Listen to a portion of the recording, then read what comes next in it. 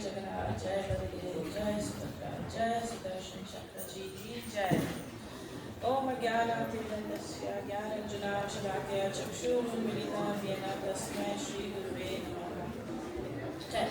So today I'll be speaking about Snana Yatra, which is the festival we are observing, and also saying the pastimes, the wonderful pastimes behind this wonderful festival. So there are lots of details, and it's very beautiful. There are many big pastimes, but also many little pastimes, and I only have a little bit of time. Okay, so actually this day, the actual tithi was on Tuesday, the 14th of June. It was, but for convenience, we are celebrating today. So Snana Yatra basically means, Snan means bath, as we know, and Yatra means pilgrimage, generally. So why it is called this particular name, this festival, I'll explain. It's very interesting. Okay, so this is the day that Lord Jagannath, Lord Baladev and Lady Subhadra, they take a public bath, as we have just seen here now, but which has also happened in Jagannath Puri on the actual day and all the Jagannath temples around the world. This bath has happened. So the tithi is the Purnima, which is the full moon day of the Jeshta month. So the Jeshta month is May to June. So the Sanskrit months are different to the modern calendar that we follow now. So during the Jeshta month, during the Purnima, which is the full moon, this is the day that Lord Jagannath, Lord Balaram and Lady Subhadra, they first appeared in these forms. So Snana Yatra is actually the day that Lord Jagannath, Lady Subhadra and Lord Balaram first appeared in these forms. So it's his appearance day. So this happened in a bygone Satyuga, many ages ago, in a Satyuga, and King Indradyumna, he was instrumental in this pastime. So I will tell this story a little bit later. First, I want to describe what actually happens in Jagannath Puri for Snana Yatra, like how the actual, and then we'll explain Yatra, why it's called Yatra. So what happens in Jagannath Puri, and Jagannath Puri, as we know, is also known as Purushottam Kshetra. Jagannath Puri is also known as other names, but famously as Purushottam Kshetra. And this is where Lord Jagannath was originally installed after his appearance in Satyuga. So the main temple for Lord Jagannath is here, and they are massive deities. The deities are very big. I'm sure you would have seen pictures or footage of the Rath Yatra or even the recent Snana Yatra from Jagannath Puri. The deities are huge. So there are lots of very auspicious processions and rituals and festivals that are done at this temple, such as building the cart.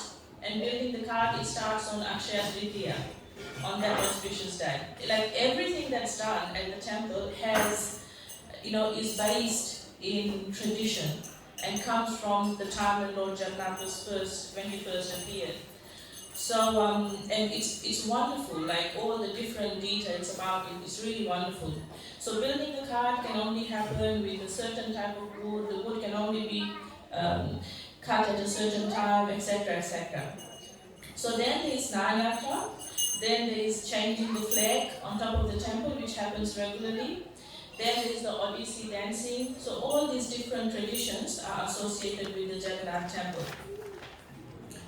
So this is how it's actually done at Puri, at Jagannath Puri, this festival that we are observing today. So on the day prior,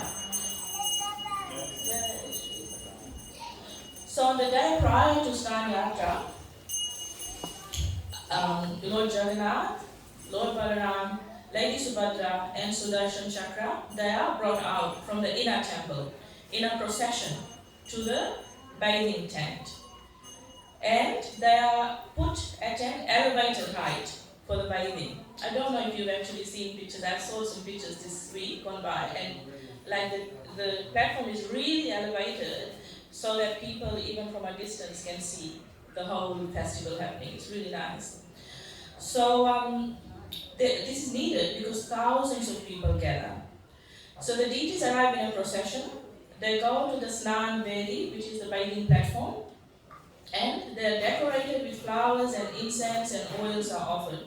They come accompanied with music and lots of tribal drums. So this ritual is called the Pahandi Vijay. So on the actual day, Mangal Aarti happens, and it happens outside in the Snana Manda, and this happens by the specially chosen tribal devotees. So, as we know, the devotees who worship Lord Jagannath, they come down in ancestry from Vishwavasu, the Savara tribal king, and the original group of devotees who were first worshipping Nila Madhava, which I'll tell the story a little bit later. So, these special devotees, they're called the Savaras and the Mahasuras and the Suaras. So they go on the actual day, like this preparation has happened. They are the people who bathe the deities. But what happens before that is the collection of the bathing water happens. And this happens from the Sona Kua. So those who know Hindi or Bengali or Sanskrit would understand Sona means gold and Kua means well. So the water is collected from the golden well to bathe the deities. And the devotees who go and get the water, they cover their mouths, they put on a mask, basically, so that there is no contamination of this water as it's brought to the deities. So this water is preserved in the Bhoga Manda, which is right next to the bathing Manda. Then the Pala Manda, which is a Brahmin priest. So this special class of devotees, the Brahmin priests. Now, just one point to note: these Brahmin priests, again, I've seen some pictures, and I'm sure some of you also have from previous Snana Yatras. So they're very powerful, actually. And one of them, he was awarded like a bodybuilding title or something. So very powerful, very muscular people.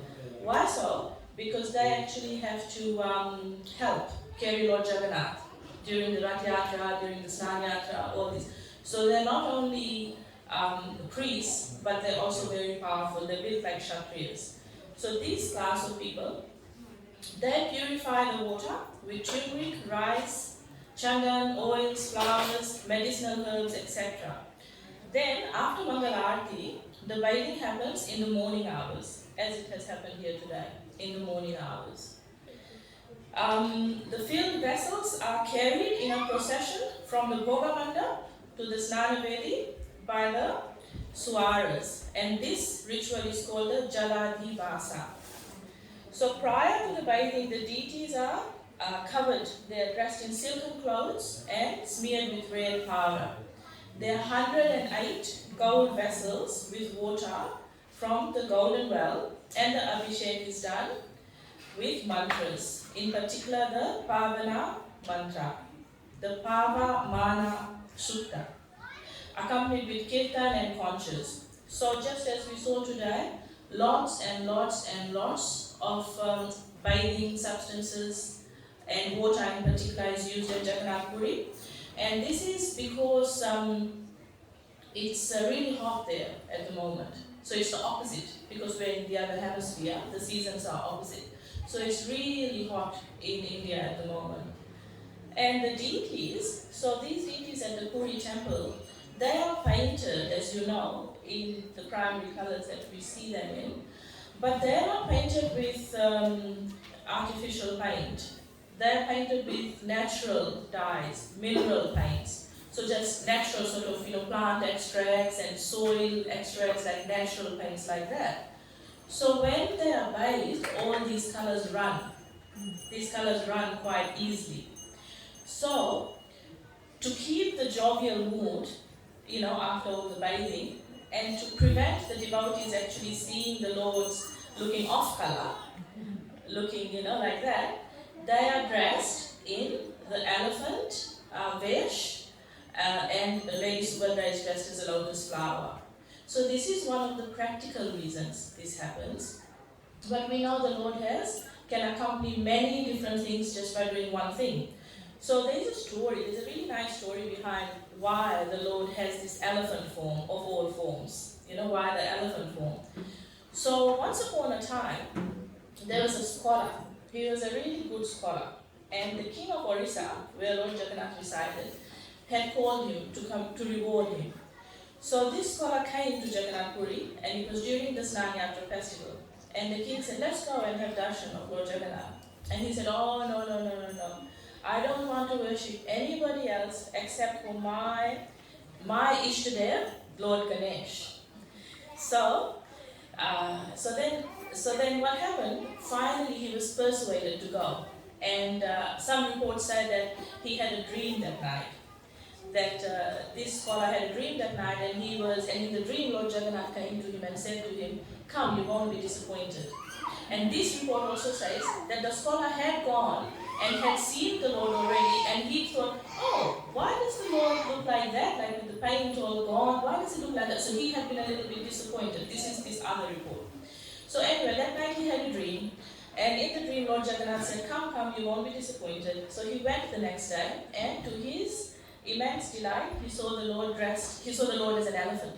So he saw the Lord as Lord Ganesh. And Lord Balaram as well, he was dressed as Lord Ganesh. So he was very happy. So this is the other reason that the Lord manifests as the elephant, in an elephant form. Hati means elephant and Vesh means form. So when the curtains open today, as Alana Prabhu said, we'll be able to see this wonderful form of the Lord. And Lady Subhadra looking gorgeous as a lotus flower. So, going back to the process in Puri, so after the Snan, the deities are kept as Lord Jagannath instructed. So Lord Jagannath instructed this, that after I am bathed, put me in isolation, along with my sister and my brother. So 15 days in a sick room, called the Ratan Vedi. This fortnight is called the Anavasad Kal. Anavasad Kal. Kal means time, Anavasad means not an occasion. So there's no occasions done at that time for this fortnight, when the lords are recuperating from the cold that they have caught from all the bathing. Now, this is one reason. The other reason is that this time is actually used again by certain chosen devotee people who are coming down in succession from time immemorial, from when Lord Jagannath first appeared. So these devotees, they paint the Lord. And the time that they use, the fortnight, is actually divided into like little slots so that everything gets finished. And the details are done on the 15th day. And then on the 16th day, after a fortnight of no darshan, then the Lord gives darshan. Now during this fortnight, the Lord is offered medicines to help him and Lord Balaram and Lady Subhadra get better. So these medicines, they're described as fruits and water and dasa mula medicines. So they're mixed with various medicinal herbs like turmeric and ginger and all these other medicinal herbs, and offered to the Lord, taken to them by their special servants, so not anybody can go in. So some people actually get confused and think that this is the period where Lord Jagannath uses his sickness as an excuse to spend time with Lakshmi Devi. But this is not that time. That time is after the Gundicha Marjanam temple happened. So this is not that time. This time the Lord is sick and he's getting painted. So then on the 16th day, the deities are finally brought out and darshan happens. And this festival is called the Netra Utsava festival. So literally translated into a festival for the eyes. Also known as the No Yovana festival, No Yovana Utsav. So according to the priests at Jagannath Puri, the devotees who are fortunate enough to have darshan, this first darshan on that day, all their sins get washed away. So because of that, as you can expect, the whole temple is really crowded. There are lots of people there on that day. So this is how the festival is done in Puri, and we are very fortunate to be able to celebrate the same festival here today. Like I said, it's been going on since the first deities of Lord Jagannath, Baldev and Subhadra appeared back in Satyuga. And so let's go to the stories as to how the Lord and why the Lord actually appeared in this particular form. So back when Krishna was present on earth, that's 5,000 years ago, and he had left Vrindavan, and he was the king at Dwarka with his 16,108 queens. So he was, at this point in time, what happened is that the queens of Krishna, they were quite upset, they were quite disturbed. And why so? Because they would hear Krishna say, Gopi, Gopi, Gopi, or Radhe, Radhe, Radhe at night time. Like, half asleep, like kind of a little bit, so not consciously, but he would be doing this. And the queens were thinking, we are serving him so nicely, what is lacking? Why is he, who are these people? Why is he saying this? So what they did is they asked Mother Rohini. Mother Rohini, as we know, is Lord Balram's mother. And she was there. She was the only Brajavasi who had come and was living in Dwarka with Krishna, Balram and Lady Subhadra. So the queens went to ask Mother Rohini, please tell us what's going on. And Mother Rohini said, well, if I tell you, there are some conditions, because what I'm going to tell you is very special. And the queen said, look, we don't really have access to go to these pastimes because we are queens. And so the least we can do is actually hear them. So please tell us.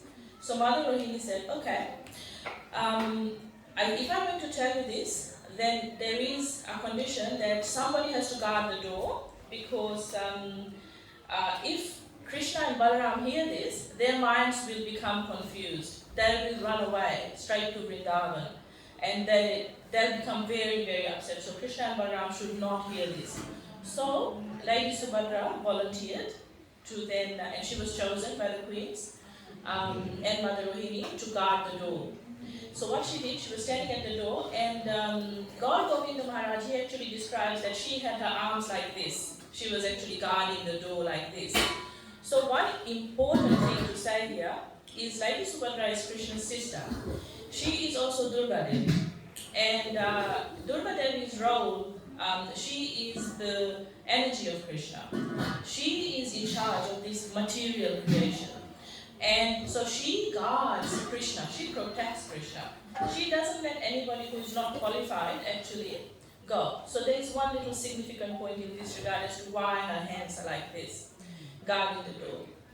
So then what happened is when Mother Rohini started telling these stories, they're so wonderful, so sweet, because this is Vrindavan, Brajalila pastimes. And all the queens were listening, like completely. And Lady Subhadra was also listening, and she really got immersed in it, completely caught up in it. And what happened is, her arms retracted, her legs retracted, and her pupils dilated. So that's the form that we see. So then Krishna and Balaram happened to come by, and Lady Subhadra by now is in no state to actually stop them. So what happens is they actually start listening too, and that's exactly what happens to them. So their arms and legs retract, and their pupils become dilated, and this is the form of ecstasy. This is the form of ecstatic separation that we see. So then what happens is, somehow Narad Muni appears at the scene, and he is so he's far away. He's not close by. He's far away. But from a distance, he sees the Lord's looking like this. And he becomes very happy. As he comes closer though, the Lord's, they come to their external senses and they become normal again, like that. So then Narad Muni said, no, I have seen already. Dear Lords, please come in this form so that we can worship you like this. I have seen this ecstatic form. So really it's because of the desire and request of Narada Muni that these forms of Jagannath, Baldev, Subhadra, that's one of the factors that we are able to worship today. So, when Krishna is really acutely missing Radharani, he becomes Lord Jagannath. And we know that Lord Chaitanya, he is Krishna, but he is in the mood of Radharani. So he is really, really missing Krishna. So then he comes. So when Lord Chaitanya sees Lord Jagannath, he says, "Oh my Krishna." And when Lord Jagannath sees Lord Chaitanya, then he says, "Oh my Radha." Because remember, Lord Chaitanya is in the mood of Radharani. So they finally meet at Jagannath Puri, and that is another story. So, one way we can understand these ecstatic forms, because it seems a little bit of a hyperbole, but one way we can understand these ecstatic forms is that the Lord, we are our body, but the Lord, any spiritual personality, they are not their body. So they are not their body. I mean to say they are their body, sorry, forgive me. They are their body completely. So there is no difference, there is no duality. Whereas with us it's material and spiritual, so we are dual. For them it's one and the same. So Krishna is his body, and when he has emotions, it comes out and it is seen externally. Whereas for us we have to dress up in that role. Like Lord Nashindadev. So when Krishna is angry, he's Nashindadev. When Krishna is feeling separation, he's Jagannath. It's like that.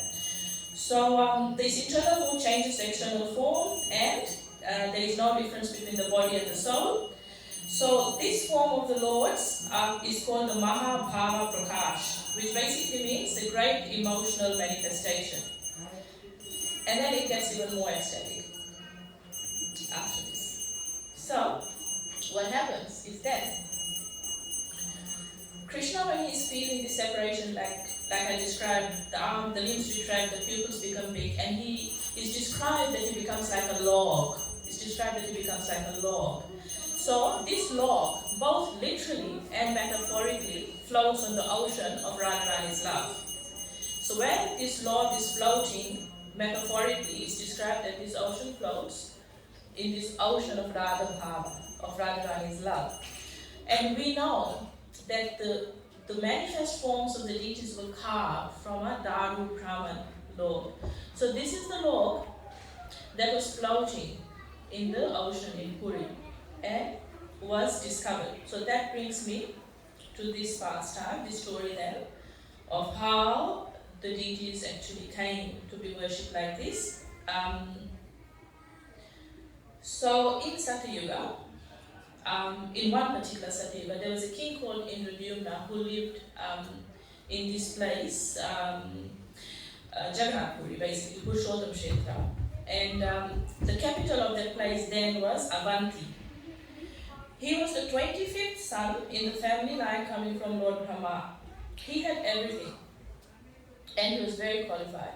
But he was also very sad, because he had a very strong desire to see the Lord face to face. Not as a living person, but at least as a deity. He had this very strong desire to see the Lord like this. So one time, and for many years, he was, harboring this desire.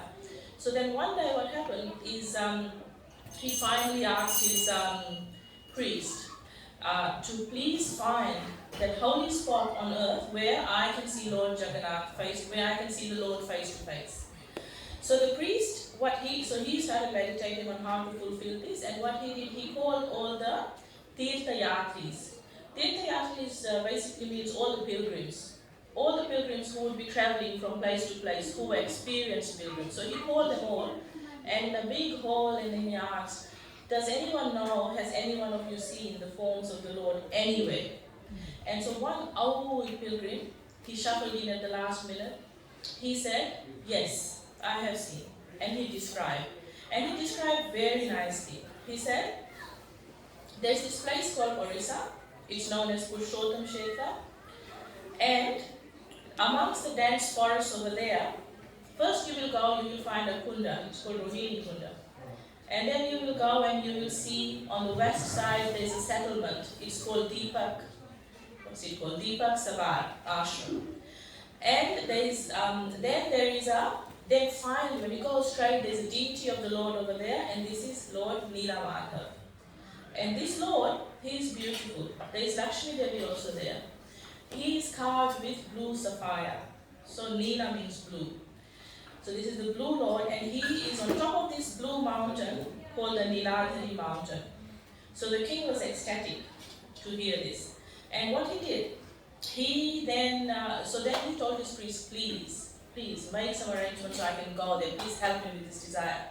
So the priest then thought the best way to do this would be to send my brother, Vidyapati, to go out, scout the place, make arrangements, and then the king can go.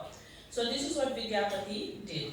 He set out, and when he was going, he had this, this longing, this desire, all these devotional thoughts that I'm going to see the Lord, I can't believe my luck, how am I going to do it, how is it going to happen? So this longing and expectation. And so this is the mood that we are told to have before we go to the holy tirthas to see the Lord, before we travel to Vrindavan, to Mayapur, to any holy tirtha. This is the mood of longing and expectation we are meant to have. So after a great long travel, he arrived. He arrived, and it was night time, and he heard voices. And he saw that then when he went to see, he actually realized, oh, this is Deepak Sabad. This is the village that's described to be on the west of the mountain. Thank you. Okay. So when he went there, he saw this, and then he saw the Lord. The Lord looked beautiful as he in his Neelamata form, and he actually, I made it really short, but it's so beautiful, this story, as to how he went, and it's described that he actually fell in love with the daughter of the tribal chief, the daughter of the Sabara tribal chief. So and then when he went to see the Lord, he left behind a trail of seeds that would grow, so that the king could come and not miss the way, so that they could find the way again. So that is all described very nicely. So then what happened is, so he was actually, he took his bath in Rohini Kund before he went there, and it's described, one who bathes in Rohini Kund, he gets all his sins taken away, and that he gets liberated at the end of his lifetime. So before taking darshan, he went to Rohini Kund. So then what happened is that, so he went back to the king. The king immediately wanted to come and see the Lord, and it happened, but not immediately, after a lot of preparation. And what happened is, when the king actually arrived there, the Lord had disappeared. So the Sabara king, the tribal chief, knew this, because from time immemorial they had been told this story, that when a king comes, Neelamata is going to disappear. So for a very long time they didn't want any kings to come. They were resistant to the idea. They didn't really want the king to go and see the deity. But they knew this was the will of the Lord. So by the time the king arrived, when he went up to see, some reports say that he was covered with sand, because there had been a sandstone prior. And some reports say that he had just disappeared. He wasn't there anymore. So the king was about to leave his body. He was so sad and so upset. Then there was a Akashvani, which means a voice from the sky. And this voice said, "Please don't be upset, dear king. This is all part of my pastime. I'm going to come. You are going to be able to worship me. I will come in a particular form." So then, just very quickly, what happens is that the king goes back to his palace. He does, it just doesn't happen like that. Like, what happens is, he has to do 1,000 Ashwamedha sacrifices, and he has to install a Lord Nashikadev deity first. And then after this, finally, Lord Narad Muni and the king, they're waiting now for the Lord to reveal his next step as to what's going to happen and how he will actually manifest. And then finally, somebody finds the Daru Brahman wood floating in the ocean.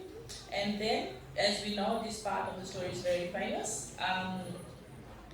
The Lord is then carved behind closed doors. Vishwakarma, the demigod architect, comes to do the carving.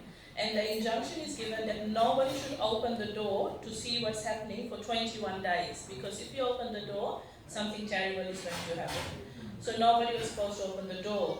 But about day 15, they couldn't hear any sounds coming out. And what they thought is, oh, maybe this old carver, he's left his body because of lack of food, so let's just check what's happening. So when they opened the door, the carver wasn't there. And the lords looked like what they look like now. They look like that. And the king thought, this is all my fault. I am terrible. I should not have opened that door. He was really again ready to leave his body. Then what happened is that there was again a voice, a transcendental sound vibration which said, dear king, this is my plan. Don't be upset. And this is the form in which I wish to be worshipped. So then we have Jagannath, Baladev and Subhadra in these forms that we can worship them today. I did want to conclude with saying some mantras, but I don't think we have time, so I won't do that. Let's welcome Lady Subhadra and Lord Jagannath and Lord Balaram to the Hare Krishna. Hare Krishna. Thank you, Kishore, so much. Stay tuned for part 2 next year, Kishore.